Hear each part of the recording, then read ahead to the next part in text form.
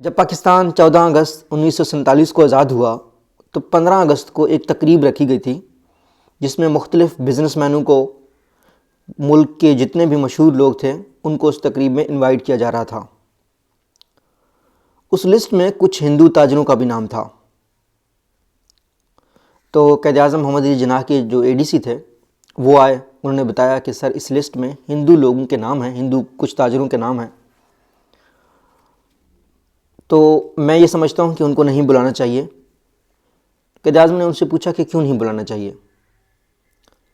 ADC نے بتایا کہ سر ہندوستان میں سٹرائکس ہو رہے ہیں، مسلمان مارے جا رہے ہیں، تو اس وجہ سے ہم ہندوؤں کو نہیں بلاتے۔ اگر ہم نے ہندوؤں کو بلایا تو مسلمانوں میں آپ کا جو امیج ہے، جو آپ کا تصور ہے، وہ خراب ہو جائے گا۔ قائد اعظم محمد علی جناح نے کہا کہ سب سے پہلا جو لیٹر ہے وہ ہندوؤں کو جانا چاہیے، اسی وجہ سے ہم نے آزادی حاصل کی ہے۔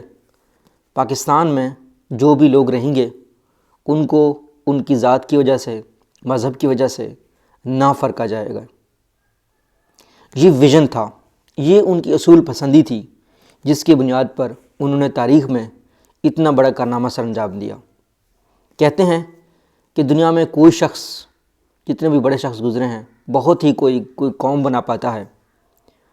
دنیا میں کسی شخص نے ملک بنایا، دنیا میں کسی شخص نے آزادی حاصل کی ہے کسی تحریک کی خاطر، کسی تحریک کے لیے، لیکن قائد اعظم محمد علی جناح وہ شخصیت ہیں جنہوں نے یہ ساری کامیابیاں حاصل کی ہیں۔